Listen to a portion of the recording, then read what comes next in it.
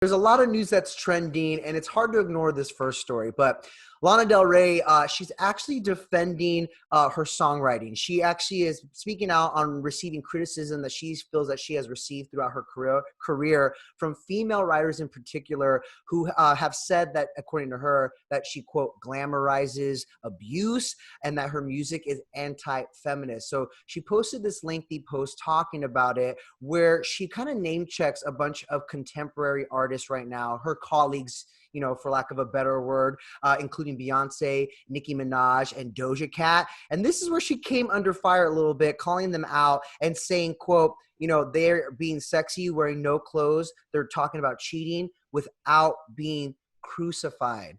And so people kind of have, like I said, criticized her for those particular comments. But when you read that statement, what were your initial thoughts? So first of all, I get what she's saying. I was disappointed that she thought that she had to name check all these other women, especially if you look at that list, a lot of women of color on there. Absolutely. I also thought it was weird, like her and Ariana Grande are friends, right? Like they did that whole Charlie's Angels collaboration. I think, does she have a point? Yes. Did she need to bring other women into the conversation to make that point? No. I think it's unfair that she's received some of the criticism that she has, because when you look at songwriting, I think we've talked about this, it is subjective. You write about your experiences, and maybe she hasn't always been in the most healthy relationships, and hopefully she learns from those and she grows from those. And that's kind of what being an artist is about, is sharing all those experiences. I think that's why we resonate with music so much and with lyrics so much, is because we can connect to some of the stories that our favorite artists are telling. What did you think? And some people aren't going to connect to your story. Not everybody can Sure. relate to everyone's story, right? We're all cut from a different cloth. And I think that's why probably, you know, when people interpret songs, it is open to interpretation. It is subjective. You get what you want out of certain music. And so, you know, I understand her need to like defend herself and her songwriting. And maybe she feels she hasn't received the credit that maybe she deserves, but don't do that in the name of other artists, you know, especially women, and especially women of color, because automatically you kind of put yourself into a box, and that's ignoring their own plights, you know. Again, I also think all these artists have gone through their own hurdles and their own battles with being criticized over and over. I think she name checked Camila Cabello. Even Camila was attacked for copying Lana Del Rey. So they've all, no one's ever going to win 100% of the time. There's always going to be people who have something to say, who have something to criticize. But on the other side of the coin, there's always going to be people who really appreciate your candor and your honesty and your music. And that's just the way the world works. And that's where I was surprised about how heated she was, because from where I stand, there's a lot of people who are huge fans of Lana Del Rey. Like, they go so hard for her. She draws huge crowds at her shows. And not to mention her last record, she was nominated for Album of the Year. So it's like she's on the people know who she is. They know her music. She's, I feel like, being recognized. But from what I gathered, the vibe that I got when I read that was like, she feels like she doesn't have a place in this industry, especially when it comes to critics. And I was a little surprised by that, because, you know, who just talked about that? Oh, Ariana Grande, in her long Instagram post after Stuck With You hit #1, and rapper 6ix9ine was kind of criticizing how they got there. She was saying, do it because you love it. Do music because you love it. Be grateful that you even get to be a recording artist and that people are listening to your music. So in that sense, I feel like it's all about perspective. And I think where Lana went wrong is right off the bat. She's like, so now that Doja, Beyonce, Nicki Minaj, and all these artists are getting recognized for their sexy music, why can't I? And I'm like, oh, I think it was a little tone deaf. Controversial question, but do you think maybe, because she also announced that she's releasing 2 books of poetry and an album, do you think maybe she did this knowing it would get all of us talking, and now we all know that she's got these projects coming out? I mean, the album's coming out in September, 2 books before that. Could that have been a motive to do this? You know what? I mean, I think that's a fair point to bring up. And look, I know we're in quarantine, Lana, sis, and desperate times call for desperate measures, but I think there's better ways to Do promote your it. music. And I'm going to give her the benefit of the doubt because historically she hasn't been that person to really rile up this kind of attention. You know what I mean? Like Sure. this controversial, I don't think, maybe in her music, but I don't think she's, gone to Twitter to voice her opinion for the sake of voicing it just to get a reaction. So I'm going to give her the Right. benefit of the doubt. Hopefully it's not just promo, but people are talking. Yeah. Yeah. Well, I'm excited for the new album. I will say that. And she said, she's going to talk about some of these themes in the new record. Yeah. And I'm curious to know what she's been through and maybe how she's grown since some of her old relationships into her last relationship. And let me add this real quick before we move on. There is room for everybody. Everyone's dropping music right now. And like I'm saying this, 2020 is the year of pop music. It's the only thing that I feel like that is going right this year is what's coming out of the pop music industry. We have Lady Gaga and Ariana Grande dropping Rain on Me, their collab tomorrow. Carly Rae Jepsen just released her B-sides to her last album. Katy Perry put out Daisies, and she's got an album coming out. I'm still ready for Rihanna and Taylor Swift to put out some. There you go. Or Adele. I'm waiting. But or Adele, but you know what I mean? Just like do your thing, Lana Ray. Yeah. Seriously. All right, so we've been talking a lot about how, obviously this pandemic has impacted so many different industries. It's shut down a lot of industries, and there's a lot of people who are out of work. And then there's the lucky few, we're among them, that thankfully can still work during this time, even when we're at home, and there's ways to adapt. And there's a lot of fashion magazines who are doing that as well and following suit. And this is something I thought of. It's like, how are magazines going to go into print?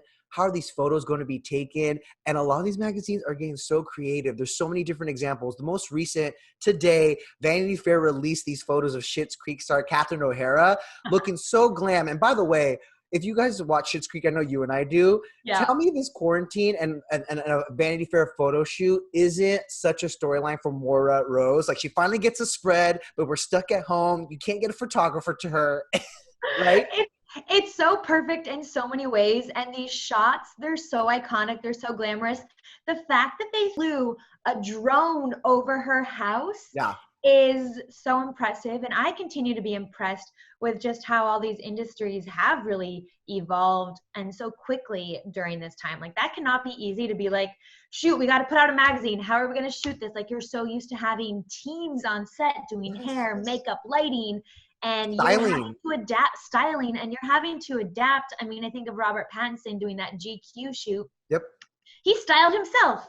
I mean, the guy's got style, but he literally had to do that himself. And people are realizing like how self-sufficient and how creative they can get. And I'm just super impressed, and I'm grateful that these people are still employed and trying to make the best of things. I think that's incredible. And to add to that, Naomi Campbell, she covered Essence's 50th anniversary, which she shot and styled herself as well. And her reaction to that, and when she shared that cover, was so poignant because she talked about how, this proves that we are a resilient and creative people. But she also pointed out that it made her feel sad because that means there's a lot of people who are out of work because she was doing it all herself, So that, I think that's important to note. But on the positive side of it, these artists and the subjects of these shots and of the covers are getting so creative. Robert Pattinson, I thought, knocked it out of the park. You had Bad Bunny with his history making Rolling Stones cover, which his girlfriend shot on iPhones, and they just like played around and had fun. And they mentioned how like it just was more freeing that way. And then you get some amazing and beautiful and, like I said, groundbreaking shots out of it. I'm here for it. I love it. I mean, Janelle Monáe did what we're doing right now. Like this. They actually hired a photographer for that shoot, but they did it via Zoom. Isn't that insane?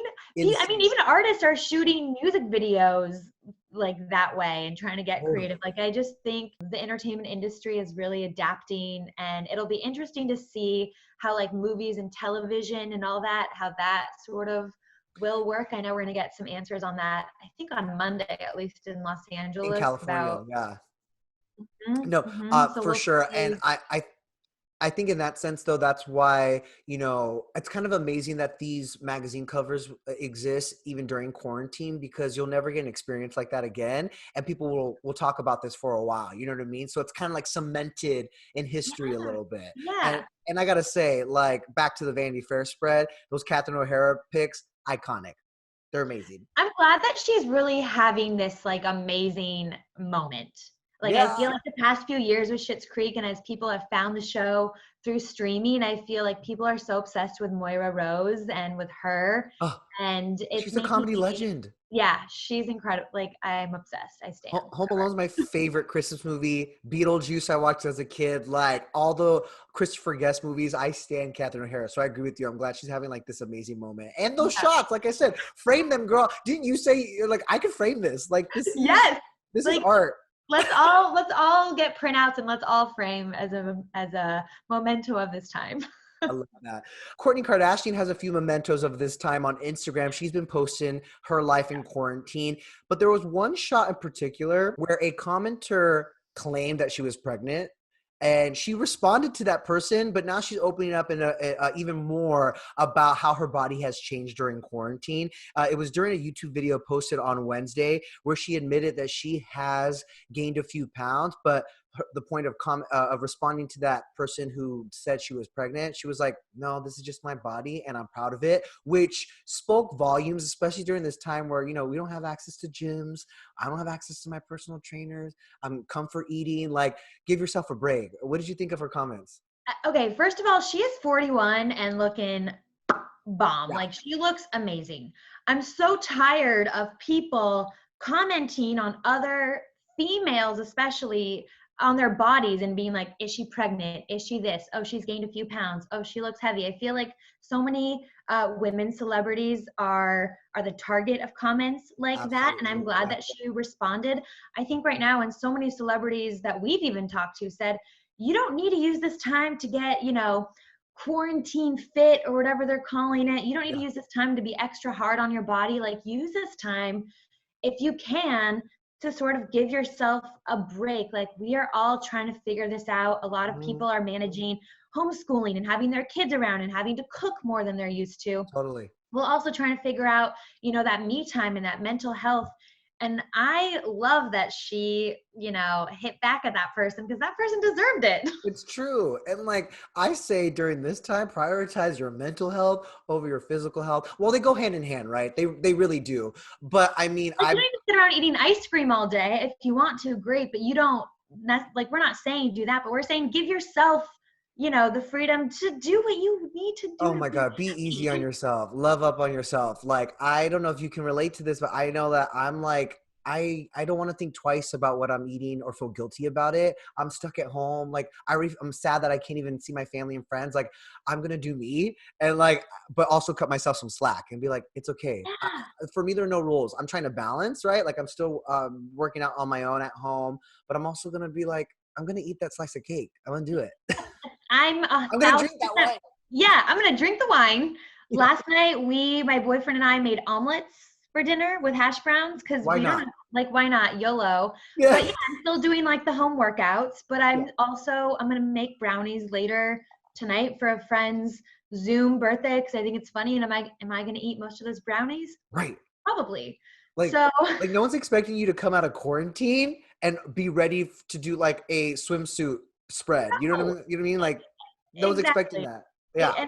Yeah, exactly. And the whole point is like you got to stay inside. We're not getting as many, steps as maybe we normally would. And this is just life right now. Like let's embrace it. Live your life. And that should be a lesson that we take with us outside of quarantine too. Do right by you. That's all that matters. An important lesson at that. Exactly. Okay, so from Kourtney Kardashian to Gigi Hadid. So Gigi, of course, is expecting her first child with Zayn Malik, but she revealed that she actually did a really good job of hiding her pregnancy during multiple runway gigs during Fashion Week. She walked in New York, London, Milan, and Paris Fashion Weeks in February and early March. All the while, she was pregnant. It was her first trimester. So she did an amazing job at it. Because I mean, I was so surprised she's pregnant. Me too. Honestly, when I heard that news, I was like, what? Yeah. What? Because I thought about those shows and her walking in them, and I was like, this girl, maybe she's like, they announced it way too early, or I know they didn't announce it, but like the news got out there way too early. And Yeah. then the fact that like she actually was pregnant during those shows, it's amazing how people can hide their bumps though. Like I think about like TV shows and how they have to do it all the time. And it's truly an art form. Mm-hmm. I do think now, like when is her due date? It's gotta be like September-ish, right? I'm bad at math, girl. I think like if she was pregnant, like say January, February. And it was her first trimester. So then carry the one. Fall. So maybe like be somewhere between this September year, though. and December. Yeah. I think it's this. I think it would be this March. Oh, winter?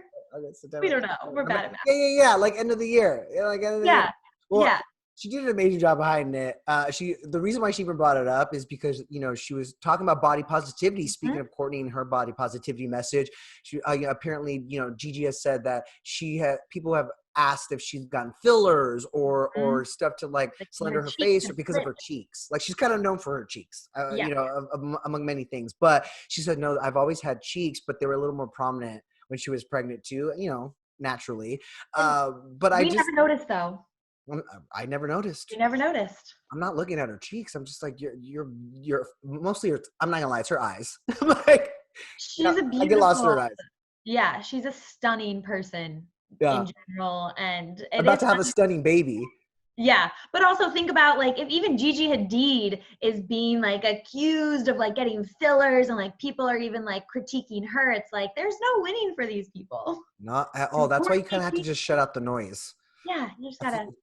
Okay, Lana Del Rey. I feel like everything's going back to the stories we've already talked about. You know, just block it out. There's a big theme here today. Block it out. Love yourself and do right by you. That's all you got to do. That's all you got to do. Okay, let's end today's episode with a really fun story. You know, we often hear about actors auditioning for roles that were originated by, I want to say iconic roles, that they audition for iconic roles that we know someone else to play. Ed Helms revealed that he originally auditioned for Jim, played by John Krasinski, in The Office before becoming Andy Bernard. Are you an Office fan? Like, yes, are you? Casual. I watched it casually. Yeah, I haven't binged the whole season, the whole series, but like, what did you make of that? Okay. Ed Helms as an actor, I love. Him as Andy, like, this is going to be very controversial. Ooh. He was the worst part of The Office, in my opinion. Whoa! And like when he sort of took over for Steve Carell, when Steve exited, it was harder to watch. There's nobody who could have played Jim except for John Krasinski. Like that role was made for him. That role put him on the map. He was so lovable and quirky and sweet and funny. And I just don't see Ed Helms being able to deliver the way that John Krasinski did. And like thinking about like John and Pam's like love story. Jim and Pam, yeah. It's just like I'm so glad that didn't happen. No, when I think about Jim and John Krasinski in The Office, I automatically also think about Jenna Fisher and Pam. And I just can't see Ed Helms and Jenna Fisher together, even though he was the one that revealed it to her that like, oh, he auditioned for that. But it makes me think of other, you know, stories like that. Like one that really shook me when I found out was that Will Smith was potentially going to play Neo, played by Keanu Reeves in The Matrix. And like, that is also an iconic role. And Will himself has joked about it. He's like, no, they couldn't have two brothers, him and Lawrence Fishburne, like in the lead roles, which he joked about. But I'm like, I can't see anyone other than Keanu in that. And I love Will Smith and he can carry any movie. Yeah. I mean, I still think he probably could have carried that movie just because you're right. Will Smith can really carry almost anything, but it wouldn't have been the same. And that role was meant for Keanu. Like it was just meant for him. We learned about one this morning that really shook us. Yeah. Chris Farley was supposed to be the voice of Shrek. Which I love Mike Myers and he did 3 movies, right, as Shrek, and like that's his role. But like I hear it and I could see it. That's one where I'm like, okay, wait, if Chris Farley was alive and he actually got to follow through with it, that would have been iconic. Like I could see him in that role. Yeah, either actor, you're right, would have been like perfect. And Mike Myers did that role such justice, but Chris Farley could have done it. It might have been a different personality, but like I can see Chris kind of doing his own thing with Shrek. Yeah. It's funny, I talked to Lucy Hale recently, actually, and she told me that she was supposed to audition for Pitch Perfect, Wow. which I thought was wild. And then Yeah. she told me she almost didn't play Aria in Pretty Little Liars, which I thought was even crazier because she almost chose another project over it. Oh, so it wasn't another role on PLL, it was a different project. It was a different project. And I feel Wow. like she was meant to be Aria, right? So if you I guys want to agree. see, yeah, take a look at what she said. It's kind of funny. I remember I was supposed to go in to read for Pitch Perfect, Mhm. and I forget why I didn't. It was some dumb reason. And sure enough, that movie was so great. I would have killed to be a part of it. But also, before I took the role of Pretty Little Liars, I had to choose between PLL or this other like TV movie. I would be so devastated if I took that TV movie, and my whole life would be different. Here's my thing. It's like, whether it's Pitch Perfect or another vehicle, I think I need Lucy Hale to like sing in something soon. Well, she's okay. So she does sing in Katie Keene, but we don't know Right. if that's gonna get a season 2 yet. But in Yeah. the finale, she had like this amazing solo, and she's actually told me like she loves music, but she loves doing music when it's part of a TV show because then she sort of gets the best of both Both worlds. worlds, right. She has Broadway dreams, which I thought was kind of fun. Yes, I can Like, see her. Yeah. I know. We'll see when Broadway opens back up. But I feel like she could totally do that. But it is fun to think about how projects would be differently. But in the end, I feel like Doesn't everything always works work out out. the way that it's supposed to. Exactly. Yeah, I feel like it Things works work out the way it's out, supposed to. but it is fun to go down that rabbit hole and be like, Thank her. God she stuck with Pretty Little Liars, though. I mean, come on, that's like a Oh, star-making role. I mean, she is Aria. Like she was meant to be Love Aria. it. Well, Katie, that does it for ET Live at Home for this Thursday. Thank you so much for joining me, as always. You guys, make sure you're downloading that ET Live app so you can keep up with all this pop culture-ness that's happening even in the midst of this crazy pandemic. And then we'll see you guys tomorrow with a new one. Bye. Bye.